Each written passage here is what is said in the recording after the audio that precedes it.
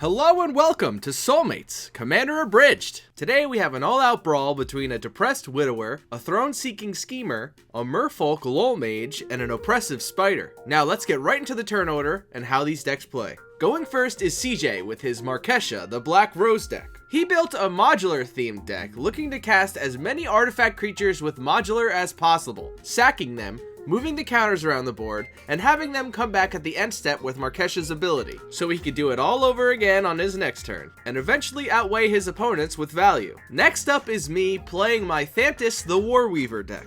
I've got two main goals in mind: ramp out to Thantis, then fog whenever someone attacks me, or if there's any unfavorable blocks. Once Thantis is big enough, I swing out with him for the kill. As a backup plan, there's a goad sub-theme to ensure damage is being dealt at the table. Going third is Caps, showing off Noyan Dar, Roil Shaper. He's looking to draw, protect his board, and turn his lands into creatures, some of which happen to be indestructible. Once enough counters are put on his man lands, he swings in to deal massive damage. Finally, there's Tom, who's playing Feldon of the Third Path. He wants to put big fatties in the graveyard in order to cash in on Feldon's ability to create an artifact copy on the field. The name of the game here is sick ETBs and big fatties, coupled with artifact support to create a lot of value. Now that we know what's up, let's get right into the game. And if you enjoy it, please remember to subscribe and like the video and comment down below. We appreciate your support. CJ starts the game off with a Myriad Landscape, then passes to me. I play a Godzilla Swamp and pass to Caps, who plays an island and passes to Tom. He keeps the no turn one plays going by playing a Valakut, the Molten Pinnacle, as his land for the turn, passing right after. CJ plays a mountain and in classic CJ fashion has no turn 2 play, thus passing the turn to me. I also play a mountain, then tap 2 for a Lightning Greaves. With nothing else, I pass the turn. Caps plays a Soldevi Excavations, sacrificing his untapped mountain to play it. He, like CJ, also has no turn 2 play, so he passes the turn. Tom plays a mountain, then casts a Cathartic Reunion, discarding Anger and a Great Furnace. Because Anger is in the graveyard, all of his creatures for the rest of the game have haste, so remember that. After drawing his 3, he passes the turn. CJ plays a Darksteel Citadel, then immediately activates Myriad Landscape, grabbing 2 islands from his deck, which enter the battlefield tapped. He shortcuts and passes to me so we don't have to watch him search. I start off with a Swamp, then tap 3 for a Crawl Space. I then pass the turn to Caps, who at my end step casts an Anticipation, looking at the top 3 cards, putting 1 in his hand and the rest at the bottom of his library. His turn then starts and he plays an island. Keeping his mana up, he passes the turn. Tom plays a mountain, then casts a Gamble, searching his library for a card, then discarding a card at random, which happens to be a Ghost Quarter. Oh, thank God. My lands are safe. Tom then casts a Slowbad Goblin Tinkerer, passing his turn right after. CJ plays a Temple of the False God as his lands for the turn, then casts Saheeli Sublime Artificer, followed by a Mirrodin Besieged, naming Phyrexian. Saheeli then triggers, creating CJ a 1/1 servo token. He then ends his turn, triggering Mirrodin Besieged, allowing CJ to draw a card, then discard a Sly Requisitioner, though he did it in the wrong order here. I draw, and unfortunately don't have a land to play, nor any green to ramp with, so I have to pass the turn to Caps. Do all the multicolored decks not have all their colors? Yeah, I don't have black yet. Yeah. I somehow don't have green. Perfect mana Tom Brady. Let's go. So upsetting, dude. He starts his turn by casting Brainstorm, drawing 3 and putting 2 back on the top of his library. After that, he plays a Plains as his land for the turn and casts a Frantic Search right after. He draws 2, discards Chart a Course and Salundi Vision, then untaps his 3 lands. He casts a Weathered Wayfarer, then passes the turn to Tom. He plays a mountain, then casts Neheb, Dreadhorde Champion. He enters combat and swings the Neheb and Slowbad at CJ's Saheeli. CJ doesn't block and Saheeli dies. Then after the damage is dealt, Neheb triggers. Tom discards Faithless Looting and 2 mountains in order to draw 3 cards and to add 3 red to his mana pool. He plays Feldon in his second maid with the 3 floating mana and then passes the turn. CJ starts by playing a Buried Ruin, continuing the trend of the 3-color decks not having all their colors. He then casts Joyra, Weatherlight Captain, ending his turn right after, triggering Mirrodin Besieged. He correctly draws first this time and then discards a Vivid Crag. I start the turn by playing a mountain, staying strong with CJ in the no 3rd color brigade. I follow this up casting a Siphon Mind, forcing everyone to discard so I can draw 3. Caps discards a Chakram Retriever, Tom discards Direfleet Daredevil, and CJ discards an Arcbound Overseer. With nothing else, I pass the turn. On my end step, Caps casts Telling Time, looking at the top 3 cards of his library, putting 1 in his hand, 1 on the top, and 1 on the bottom. He then starts his turn. He activates Weathered Wayfarer in order to find a Cascading Cataracts, which he puts on the battlefield as his land for the turn. He follows this up with a Swiftfoot Boots, then equips it onto the Weathered Wayfarer. After that, he ponders, or casts Ponder, I should say, looking at the top 3 cards of his library, not liking any of them, choosing to shuffle before he draws the card. He then passes the turn. Tom plays a Mountain, then casts a Goblin Engineer, who I confuse with Goblin Welder. That like replaces an artifact for an artifact in the graveyard. No, it puts an artifact from your library into the graveyard. Ah. You're thinking Goblin Welder. Yes. A lot of goblins doing a lot of little tinkering, little engineering. Dude, they like that shit. Let me go get a beer real quick. When the Engineer enters, Tom looks for a Ruin Grinder and puts it in his graveyard. He activates Feldon and makes a copy of the Ruin Grinder, entering combat right after. He swings Ruin Grinder at me, Neheb at CJ, and both goblins at Caps. CJ flashes in Shimmer Mirror, drawing off of Joyra, but doesn't block with it, taking 5. I also don't block and take 7, and Caps also doesn't block and takes 2.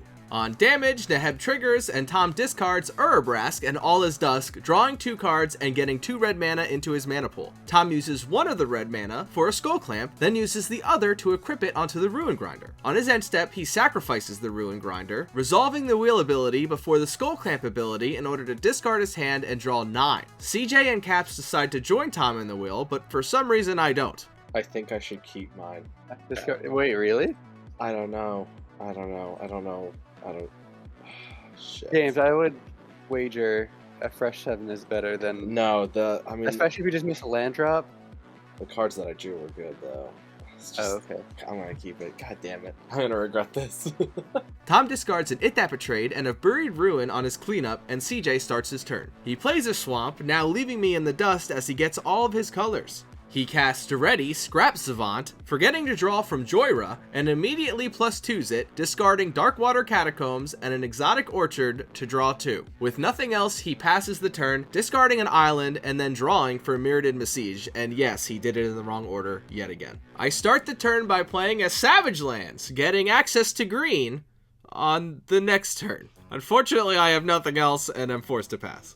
Caps plays an island, then casts Noyan Dar, Roil Shaper from the command zone. He equips the boy with the boots, and then passes to Tom, who plays a mountain, now only 1 away from triggering Valakut. He activates Feldon, creating a copy of It That Betrays. He goes right into combat and swings It That Betrays at CJ, Neheb at Caps, and the 2 Gobos at me. The Annihilator trigger goes off, and in response, CJ flashes in an Arcbound Stinger thanks to Shimmer Mirror, drawing off of Joyra. He sacrifices his Servo token and the Arcbound Stinger, moving its counter over to Shimmer Mirror thanks to its modular ability. Tom gets the Arcbound Stinger on his board thanks to It That Betrays' second ability. CJ blocks It That Betrays with Joyra. I take the 2 damage from the goblins, and Caps takes 5 from Neheb. After damage is dealt, Tom discards Itali Primal Storm, Inventor's Fair, Blasphemous Act, Wheel of Misfortune, and a Ruby Medallion to draw 5 cards and add 5 red to his mana pool. In his second main, with the 5 red mana, he casts a Terror of the Peaks, followed by a Magmatic Insight, discarding a mountain in order to cast it, and drawing 2 cards as it resolves. He then equips Skull Clamp to It That Betrays, going right to his end step, sacrificing It That Betrays, drawing 2 cards, then discarding a Mindclaw Shaman in cleanup. CJ starts off by playing a Swamp, then casts a Grim Haruspex, followed by a Vigian Graft Mage, ending his turn right after, forgetting to use his Duretti. Mirrodin Besiege then triggers, having CJ draw a card and discarding a land, allowing me to start my turn. I start the turn by casting the saddest turn 7 Cultivate ever. Nice. Is that what you considered? No, that's not what I... Fuck you, CJ. That's his answer. Leave That's his me answer, alone. baby. The answer is ramp. It's always the answer. Grabbing 2 forests, putting them both on the battlefield, 1 tapped from Cultivate, and the other untapped as my land for the turn. I tap it right away for an Ignoble Hierarch and equip the Greaves onto it, passing the turn with nothing else. Cap starts off his turn by playing an island, then casts a Treasure Cruise for 1 blue, exiling 7 cards from his graveyard to do so. This triggers Noyan Dar's ability, allowing Caps to put 3 +1/+1 counters on his Cascading Cataracts, thus making it an indestructible landfolk. He then activates Cascading Cataract's second ability to add 5 mana of any color combination to his mana pool in order to cast a Planar Outburst, destroying all non-land creatures, triggering Noyan Dar before he dies in order to put 3 more +1/+1 counters onto Cascading Cataracts. When CJ's creatures die, he gets Grim Haruspex triggers, drawing him 2 cards. With everything dead, Caps passes the turn to Tom, discarding a Jace's Sanctum at cleanup. Tom plays a mountain, triggering Valakut, dealing 3 damage to CJ with it. He then casts Neheb, the Eternal. He enters combat and swings it at Caps, dealing 4 damage to him. In his post-combat main phase, he adds 4 red mana to his mana pool thanks to Neheb, using it plus a mountain to recast Feldon, passing the turn right after. CJ starts off by casting Tezzeret, Master of the Bridge, followed by a reduced cost Saheeli the Gifted, due to Tezzeret giving creatures and planeswalkers affinity for artifacts. Dude, why didn't you tell us this was Super Friends, bro? I didn't. God damn, when did that happen? Look what's happening. What the fuck? Dude, look at all his fucking planeswalkers. He's got mad planeswalkers. He upticks Saheeli to create a 1/1 servo token, but immediately sacrifices it to Daretti's -2 ability to get Arcbound Overseer from his graveyard to his battlefield. After that, he activates Tezzeret's +2 ability to deal 2 damage to me, Caps, and Tom, and gaining 2 life himself, which he does later. He ends his turn right after, missing the Mirrodin Besiege trigger, which he does on my turn when he remembers. I start with a Dragon Skull Summit, then tap a mountain for a late game Soul Ring. I then cast Thantis, swiftly equipping the Lightning Greaves onto him. I enter combat and swing Thantis at Tom, who takes the 5 damage to the face. James, are you good? Damage, yeah. That's good. Yeah, you're good. Yeah. Yep. Yeah. You have a way with words, my dude. Yeah. My dude. My dude. Yeah, hell yeah, good, my dude. guy? What's good, my guy?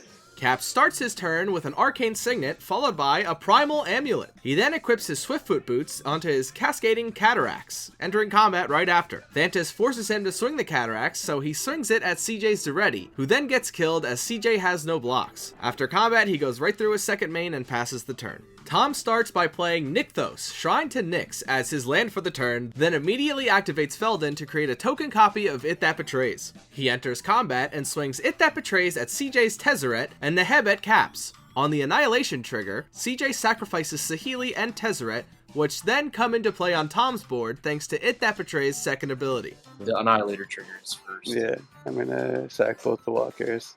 Ooh. Dang. Okay. Not Yeah, a both the land? No, why would I sack lands? Because it's just gonna get swung at by the next person. That's He's turning me into the threat. That's Yeah, that's actually what's Yeah, going exactly. genius. Genius. Exactly. He's like, look, I'm defenseless now.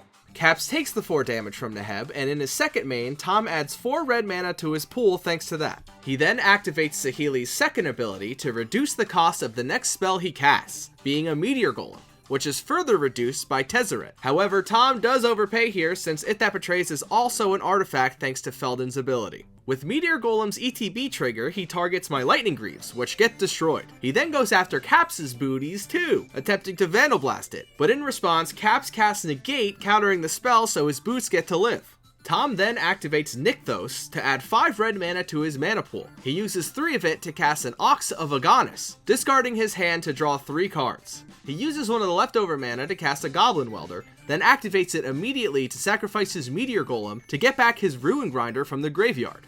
Now, James, I don't want to say that you're making my life hard, but me having to attack with my only blocker Yeah. does make my life hard. It does. Yeah, then I'll end my turn. Give me vigilance.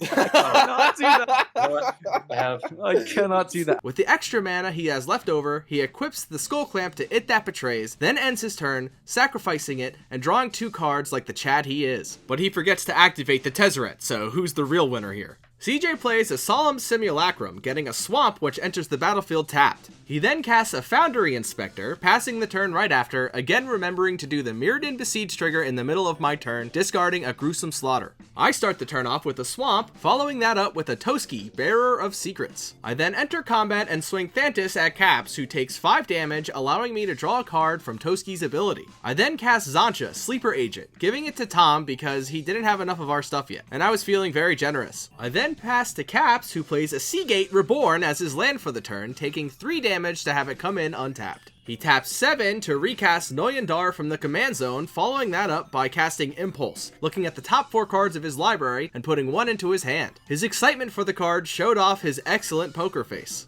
Oh my god, hell yeah. Hell yeah, baby. Alright, so I go put this card in my hand.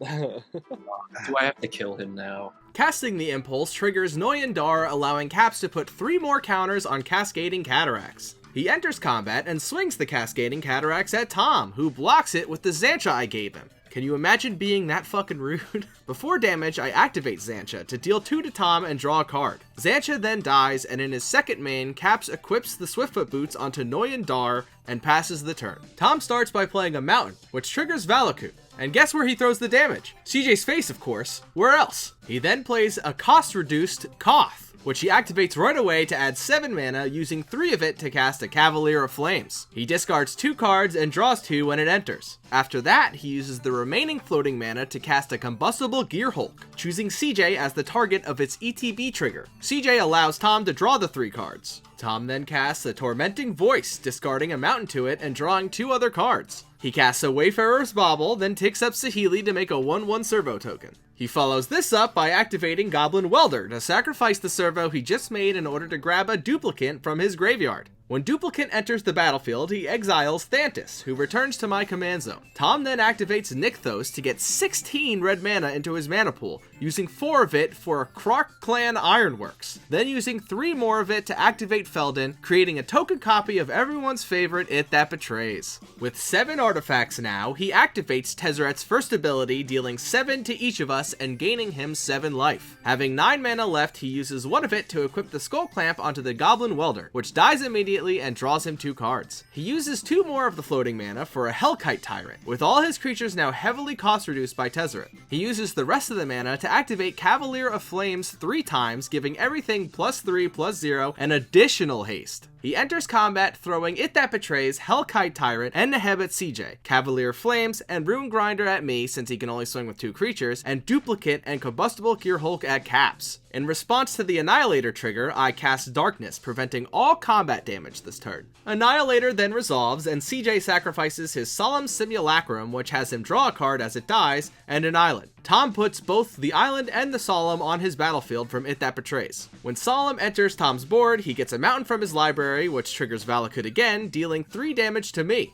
No damage happens during the damage phase, and Tom enters his post-combat main phase, which nets him 27 red mana thanks to Neheb's ability. He uses 2 of that mana to crack his Wayfarer's Bauble, grabbing another mountain, dealing 3 more to me. He casts Kazul's Fury, sacrificing the It That Betrays to deal me another 11 damage, putting me at 5. With 22 mana left, he equips the Skull Clamp onto his Duplicate, immediately sacrificing it into the Krark Clan Ironworks for 2 colorless mana and 2 more cards. He uses the 2 colorless mana to cast a cost-reduced Steel Hellkite, then uses 1 more of the red mana to equip the Skull Clamp onto his Gearhulk, sacrificing it to the Ironworks to get another 2 colorless mana and another 2 cards. He then casts Chaos Warp, going down to 19 red mana in his pool, targeting Arcbound Overseer. CJ shuffles it back into his deck and reveals a Vivid Marsh, which goes onto the battlefield. He goes down to 18 red mana to Skull Clamp Solemn, again sacrificing it to the Ironworks for 2 colorless mana and to draw this time 3 cards thanks to Solemn himself. He then casts Ashnod's Altar with the 2 colorless mana from the Ironworks. He uses another of his red mana to equip the Skull Clamp onto Rune Grinder, again sacrificing it to the Ironworks for 2 colorless mana, wheeling himself before drawing an additional 2 cards with the Skull Clamp trigger. All of us except Caps decide to wheel as well because why not? He then uses the 2 colorless mana and 1 red mana to play a Cursed Mirror, which enters the battlefield as a copy of Cavalier of Flame, discarding a mountain and a War Room to draw himself 2 more cards.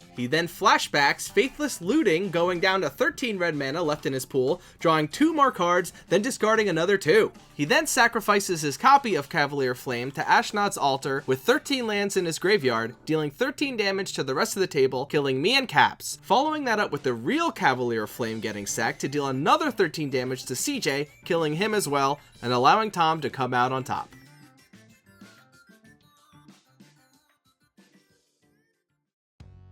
Tom had an insane start to the game, and the momentum never stopped for him, even after a board wipe. Fast mana combined with an early game anger in the bin and a crazy amount of drawing and discarding, Tom was able to go through his deck quickly, get awesome targets for Feldon in his grave, and steal a bunch of stuff from CJ that helped him win the game. Me and CJ missing one of our colors for most of the game really put us behind, and Cap's card draw wasn't enough to keep up. Feldon really got shown off this game and deserves more props. After all, he's really sad and he deserves some attention.